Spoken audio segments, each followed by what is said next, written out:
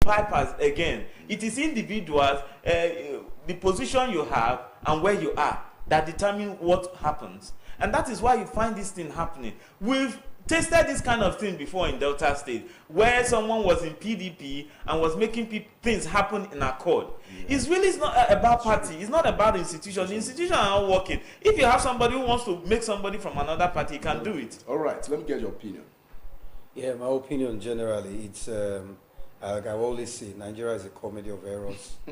Nigeria is a crime scene. Comedy of errors. A theater of the absurd, and you see a lot of things happening every day, and you begin to ask yourself, what's our model of democracy? With due respect to our elder statesman now, happen to be a two-time president, for first time head of state of Nigeria, and later president after the return of democracy in 1999. I'm talking about President Olusegun Matthew Akikiola Remu Obasanjo, who said that we should stick to our own model of democracy because the Western model of democracy has seemed not to work for us. Why some people like or hate him and want to see what he's saying is trash. But I think, like Chika has posited, is that democracy might not be the best form of government. It's not in the system of government that really matters. It's in the persons who are involved in practicing a particular system. Now, what we see in Nigeria is not even a democracy, but what we see a kakistocracy, where we have a government of worst citizens, or an oligarchy where you have only a few persons who want to hold on to power at all costs. And I've always advocated for the fact that we begin to have a system that is so capital intensive, that is so rich, so attractive, and that anybody gets into power, he knows that he goes with the spoils of office, he goes in there not for service of the people, but for personal aggrandizement, starting from the sales of interest, expression of interest forms with huge, humongous amount for such sales, running into millions of naira, and the money spent on campaigns. And you need to go on and see the huge amount of money, the capital outlay. And at the end of the day, you expect the person to go there and at the end of the day, not be able to reap, or rather, recoup everything he has already spent. And because so many people cannot really afford it, they tend to have these people who are larger than life, as it were, who are more like, what we call in our lexicon, godfathers, who sponsor these persons. But they are like businessmen. You don't put money into an investment and expect not to reap for it. And so they want to reap, like the Shakespearean Shylock. They always want to get their own pound of flesh. So the issue of Wike is not something new. It's something we've seen going on for a very long time. And so many other issues of this issue of godfatherism that has not really worked out. We saw the issue of Ngige at the one time with Mba, Chris Mba, the Ubas family. We just saw the issue of Adams Ali Oshomole and Obaseki, and we also all that played out. So the focus now has shifted from the people, because the definition of democracy is about the people all through. But this is not about the people. It's about few individuals who come together and want their views, being expressed. So what we are seeing now, or what has played out in Rivers State, started since October last year. Also the shenanigans between Wike wanting to entrench himself and Sim Fubara, the godson who has not been an estranged godfather and godson, saying enough is enough. I want to be my own man. And of course, you saw the consequences. Now this election, the back and forth, two conflicting court judgments. One from the Rivers State High Court, from judgment by IPC, Honorable Justice IPC Igwe, was delivered and said the RISEC should go ahead with the election. And the other one from the Federal High Court in Abuja by Honorable Justice. Yes. So you see, there's a lot of power play, a lot of intrigues. But it goes to show the bottom line is that our democracy, our system is broken. And we have individuals who are more powerful than the system, which ought not to be.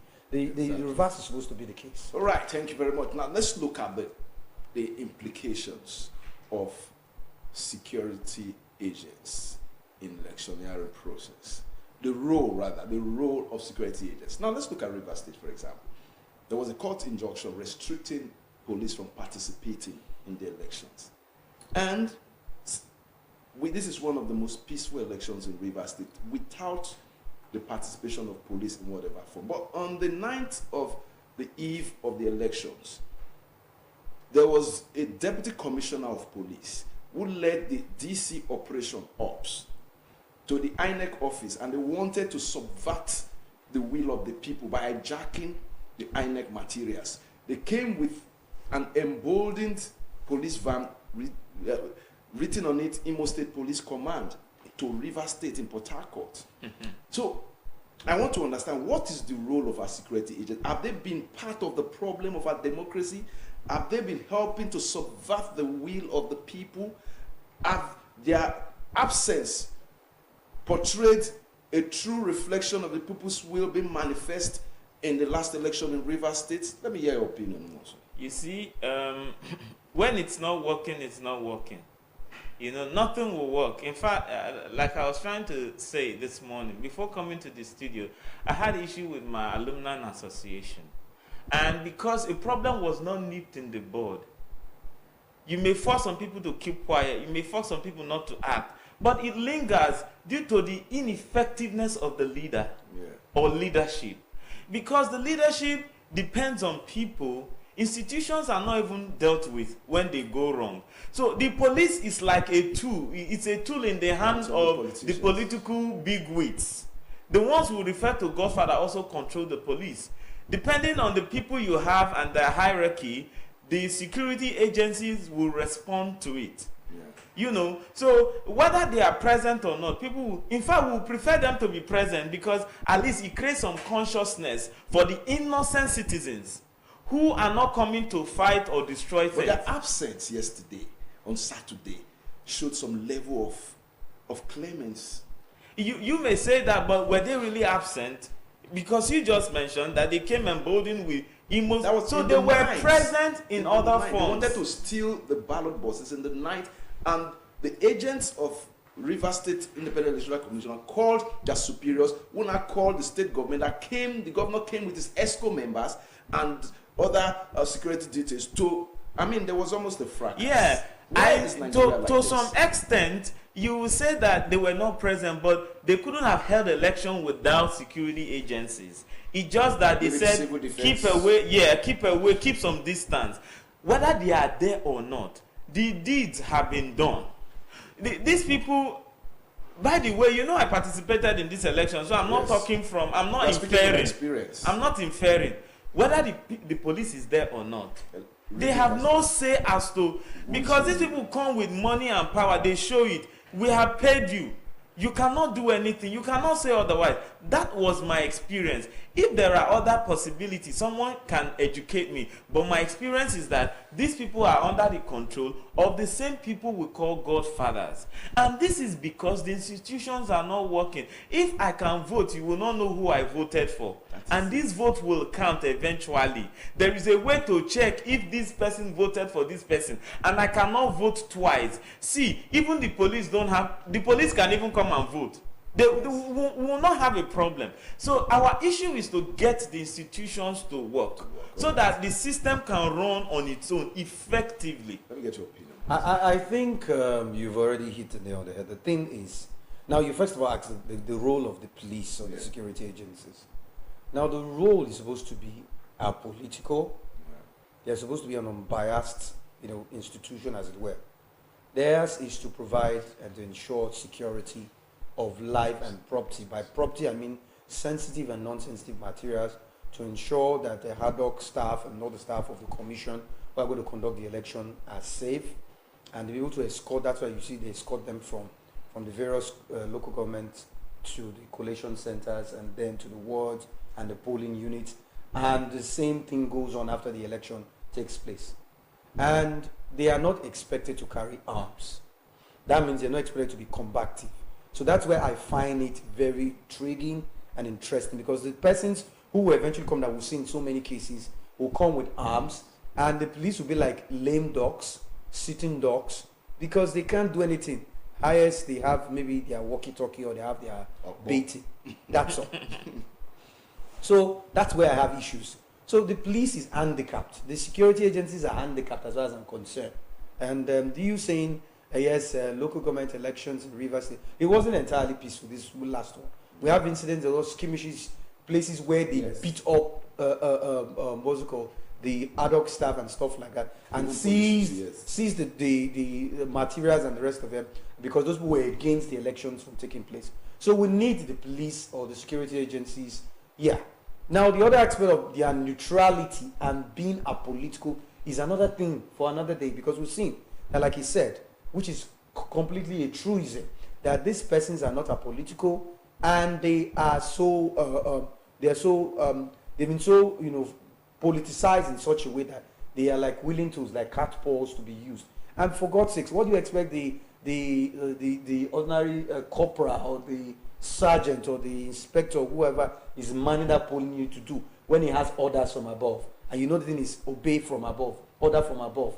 So he's more like he's just like a puppet. Anything they tell him, he does. So yeah, ideally it's supposed to be good that we have the security agencies, the police, and the sister agencies to be able to man elections. Yes, it was reported to a great extent because they decided to pull out because of a judgment of the Federal High Court in Abuja that restrained the IGP. Let's look at the judiciary. Yeah. Let's look at the role of the judiciary in our democratic dispensation. Yes, the judiciary, unfortunately, the way the judiciary is going in our country will be the end of our democracy if care is not taken. Look at Rivers State, for instance. You know where this whole debacle started? The issue of about 27 lawmakers defecting from the ruling PDP to the APC and stuff like that. And there were different conflicting court judgments, judgment referring them to as they've lost their positions and stuff like that. And the other one saying, no, these are the authentic group led by how many persons or so. And so up till today, as we speak to you now, the judiciary is yet to come up with a position, as in like a final position on the issue of the River State, which is very clear, like I've always quoted copiously, very clear what the Constitution says about when you defect or cross carpet, as in our lexicon, when a political party sponsors you, before that term of office expires and you move to another political party, you lose that office. It does not even require further interpretation. You don't need any interpretation. I don't know why so you see, so that's why I said it is easy for you and I that are not lawyers to interpret. Unlearned fellows like us. You say we are only educated, we're not learned. They that are learned, you don't need to go through the 4 walls of every tower to go to law school to know what is in our laws. It is very clear. And that is why is it difficult for the jurists, the lawyers, and our judges to interpret? I think it shows weaponization of wealth. No, but you see, this is exactly what we're talking about. Systems are weak. Our systems are broken. Ideally, it is the systems that is supposed to be powerful than the individuals. We see that in America and in Senate trials. And in America, I think there is something they do. If you come and defend a case that is wrong, at the end of the day, you may get punished for it. It's not just in America; it's in Nigeria. I'm not seen a lawyer dealt with. No. I'm trying to for carrying on judgments and all of that. If it's in Nigeria, that means most of our lawyers should have. No. We've had so many cases. Some of the legal counsel were being fined for wrong representation of abuse of court processes. It is said to be an abuse of court processes, and the judge would fine the legal counsel for bringing, yes, of course, but not even Judicial Service Commission, the judge. I think the onus is on, like you said, on the particular judge who is sitting on the case, and the onus is on the Nigerian Judicial Council that is really not having, that force to be able to deal with erring judges, because that's why it goes on.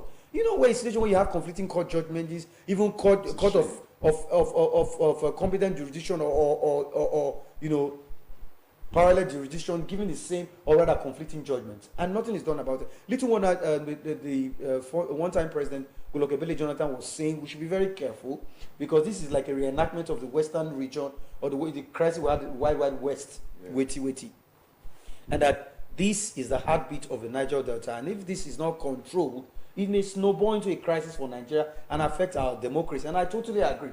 And so the judiciary is one of the problems, one of the institutions that, if care is not taken, will be the end of our democracy. Let me get your opinion. The judiciary, your role in our democracy. Well, the same problem is affecting us. And sometimes when I talk about this, the independence of institutions, it even worries my mind, because at the end of the day, the thing that will make a change in our lives and in our system as a nation are the individuals, in addition to their training. Because I've discovered a lot of us have good trainings, But when it comes to exercise morality, sound judgment, we have a problem with it. So it's not, judiciary has been autonomous so far, thus far, as we speak. But sometimes the kind of judgment they give makes it look as if they are under somebody. Yes. You know, somebody is still teaching them, telling them what to do. So that is the obvious truth. For my generation, my discovery, I don't know how we are going to implement it. While we work to make institutions work, we must also work to have a better reorientation. You know, our orientation is bad. I made reference to my alumni association. Simple election in an alumni association is rigged by young people who will talk and who will say we want to make a difference, who want to make a change. So I'm wondering, how are we going to make a change? Even if in this small cooperative elections no, don't are call it rigged. small. Don't call it small. No, cooperative elections. No, you can't call it small. Because I am praying that it should be big and rigged. national. And we are blaming but at this level, APC, the PDP, the political parties. And I said something to them us. today. I said something to them today. Some of you are not bold to rebuke somebody who is wrong. In a group where you don't have an appointment, there is no economic benefits to you. All you have to do is just to speak the truth so that we do the right things and move the association forward. You are still twisting things. So how dare you blame somebody who has economic and political power, where he's going to channel a lot of things to himself, to his community or his family. These people are even trying. Now looking at what's happening around us. The people, the electorate. What is the role of the electorate? The people, you and I. They are the biggest riggers. Yes. And like I'm saying, I'm talking from experience. Because you my little experience. I participated in an election where in some places, some agents did not allow thumb printing by some parties. And you had election of a party will have 3 votes, another party will have 2 votes, a party will have 5 votes, another party will have 3 votes. So I said to myself, as a leader, assuming you are the governor of this state, and they return back, assuming the election held like that in every polling unit, and they come back with this result, will you have the resources to conduct another election? The answer is no. Now, who is to be blamed? The government. Because the actions before, you know, when this democracy started, we were not interested. We didn't even know what democracy, what political power and all of that. So some good people, some people who are learned, who are ready to lead, who are even good leaders didn't know, so they didn't participate. Some wise men from outside came and took over power in some places, and then they were not showing us the way. It sufficed then that during local government election, they wrote names and brought in their people. But now we are growing, we are evolving. There are a lot of political awareness, political participation. These people still find it convenient to continue to write names. But now they don't just write name and go and sit down. They write name and come and thumb print to have paper evidence of what has been written. But I said at the beginning that the biggest riggers were the electorate. There's this collective defeat that election has been written. There is no need to participate. Yes. So they didn't come out. Because if they came out and voted, it would have been difficult to thumb print. Yes. So those who have written results, it would be difficult for them to have something to defend their atrocities. But now it was clear, it was easy. They brought ballot paper, they had to go back with results. Then a second thing I discovered was this thing people do. I thought as a governor, for example, what we'll be looking at is foot soldiers in local government and wards who will deliver, independent of, now they've granted autonomy to local government, who will deliver without even having recourse to state. I thought that what it should be, so that your leadership will be easy. When you need men to do 1 or 2 for you, it will be easy. I'm not saying to intimidate people, because what they believe is use money, use power. But if you needed people to vote for you, if you needed to canvass for votes at local government and what, it will be easy when you have good foot soldiers. But I discovered that it's not the case. So that's why I learned and I discovered this word of weaponization. It depends on who you have at the top. And the unfortunate thing we're not watching is, if as a governor in PDP in a state, you will sweep all the local government, we should not blame the federal government, if in the next general election, like it's sweep all the happening, sweep all the state states. as well. Because if you want to come for equity, you must come with clean hands. Absolutely. In your state, you rigged. Yeah, Why shouldn't I rig in the federal government? And on a very serious note. no, this won't be a serious note now. On a lighter mood now about sweeping, you should also know that the party in power, their symbol is a broom. So we should be expecting them to use their broom to sweep all the That's states. interesting. That being said, on a serious note, like you said, the problem is multifaceted. But the thing is, the people, which, like I said, the whole hallmark, the whole traits on the tripod on which democracy stands is the people. But the point is, the people have not really spoken. They have not really had their voice heard. And probably because of experiences they've had in the past, they decide to have these. You saw that in many elections. How many? In many of the elections, this apathy, trying to pull back. And they said, you hear people saying from the word go, I beg, no need for election. The one will come no and need come for for election. waiting we get. The one we did before, waiting happen and stuff Our like votes, that. they count for Nigeria. And I begin to ask myself, if you don't come out, how will these votes really count? Because whether we like it or not, This question, Yes. if you don't come out, how will this vote really count? Yes. They came out to vote last year. Hold on, sir. They expected that their votes should count. Hold on, sir. I gave an instance. Hold on, sir. The thing is, you will have to do the needful. What is expected of you first? Exactly. Eternal vigilance is the price of liberty. You don't expect everything to come up. Manna do not fall from heaven anymore. Not like some Christians begin to pray, God, grant me this, grant me this, grant me this, grant me a visa. And you have not even applied for a visa. Exactly. You don't even have a passport. How do you expect it? Grant me miracle this, miracle this. There are things that even the Bible says you have to work out your salvation. So the point is, you don't sit back at home and say they don't rig the election. You have to play your part. I agree, the system has its own issues. He said something very instructive here. Because if you come out and there are about 400 persons in a particular ward, and you come out, they are accredited, you vote, you thumbprint, I can tell you for free, your 400 ballot papers are already there. They can only do a mistake, which they normally do, bring extra sheets to put on it, because they won't know which one is which to add to it. At the end of the day, I can tell you for free, that we've seen in most cases, the court upturned, at the end of the day, the number of voters or number of accredited voters will be less than the number of votes. Yes, we know we are not there yet, but we will get there. But the only way we can get there is if you and I will play our part. And in playing our part, like it happened like the last election, you said, the presidential election, I was in my village in Ibuzo when I saw some kind of nonsense going on. And nobody was saying anything. They kept quiet and they saw the nonsense. I accosted them. And it was like I was a thorn in the flesh. And when they saw to the fact that like I was like telling them what to, because it was as if they were now telling the woman, the elderly people, what to vote, who to vote. And I said, no. All you expected to do is show them where to give them the ballot paper.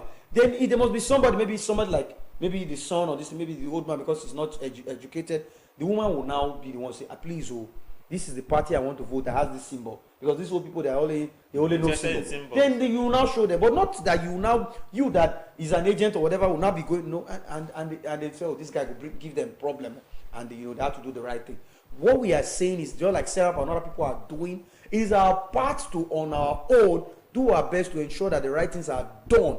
Yes, we know we are not there yet. Well, we've already advocated for reforms in electoral, our electoral laws to ensure that it becomes electronic voting, that I can be at home. I can still go to work. Like me, I do not even agree to the idea like it's done in America. Yeah. I can vote and still go to work. Yes. Don't declare any public.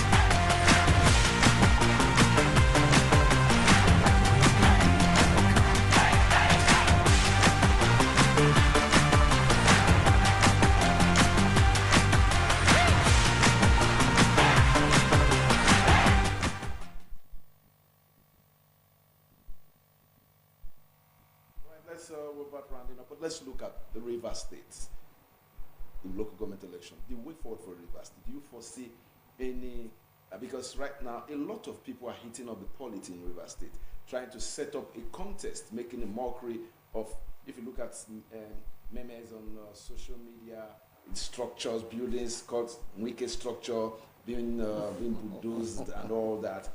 Do you think what people are doing is right? What is the way forward for River State? Well, since post-election, they say since men have learned to shoot without missing, the bird is also learning to fly without perching. That's a naked bird, according to all right. So Wike has been posing himself to be very powerful, but no man is an island. He can't be too powerful than the state. The truth of the matter is that the power he brags about was given to him through that office that Fubara is occupying. He was a minister, we understand. Local government is, we understand. But the power he brags with now was obtained from that office. I wonder why people will make people and forget that they have made people. Were made too. And forget that they were even made. Because that's the problem we're having in River State. See, the structure will go, nobody lasts forever. And that is why we're saying people should be, we should have a vision, and we should give our best with the privilege of leadership that we have. Because the truth is, one day you'll be no more, no matter how powerful. We have seen powerful men. They have gone. They have come and gone. So Wike will come and go. Even Fubara, no matter how powerful he grows, will come and go. The only thing that will last for you is legacy. Do the best you can while you have the opportunity and give way. Wanzi? Yeah, my take on the issue, like I've always said, democracy is about the people. And there is this saying that power belongs to the people. Not until we wake up from our slumber and realize that power belongs to us, and we'll grab the power for ourselves and make use of what we're expected to do as citizens of the Federal Republic of Nigeria, we will still be where we are. We're going to sing that song and begin to, sing in that sorrowful song like the Israelites sang in Babylon. Yeah. The point is that it is the people of River State that is more important than all this. So all this issue of this stuff you talked about on social media is unwarranted, it's unnecessary. And a wicked structure has been destroyed. Fubara is unnecessary. We don't need it. It is the people It's that overheating the body. Look at what we are even celebrating. No, so it's We're on. not even looking at our democracy, the things that are working, how we're going to go forward. The point is, our focus should be on River State. Like I said, this is just the beginning of the end. I said that so many times ago when I talk about the issue of this River State issue. I said we've not seen the end of this, and I can still tell you for free, this is not the end of it. Before this election, there were two explosions. Yes. Two explosions. One at 3 a.m. at the APC secretariat that blew up the gates and some other things. Yes. Then one at 3:30 a.m. The 30 minutes interval, they saw a black Toyota black Hilux Jeep that blew up the Obiokpo Council Secretariat. That is few hours before the elections. And we have the other one again in the State House of Assembly. Yes. And you hear the police saying they are going to investigate, and nothing comes out of it. The police has trust. So you see what we're saying now. This will continue to go on until we do the right thing. And like I said, what is the right thing? the right thing is that the people need to take power back from these clowns who have made themselves gods, who have made themselves so demigods, so powerful. Now let's look at 2027 vis-a-vis. We can see there are a lot of elections that were held, local government elections, Edo State elections. We have seen the influence and counter-influence of godfatherism, the implosion, the federal might, the desperation of the federal government in seizing some states. And what is your fear for 2027? Let me use that. I really don't have any fear as per what is happening, because nothing happening now is new. Okay. It has happened before. The only shocking thing is that you would think that we were growing and evolving and we're going to outgrow some of all these things, but it still does happen. I have come to understand that things don't get better. It is people that get better.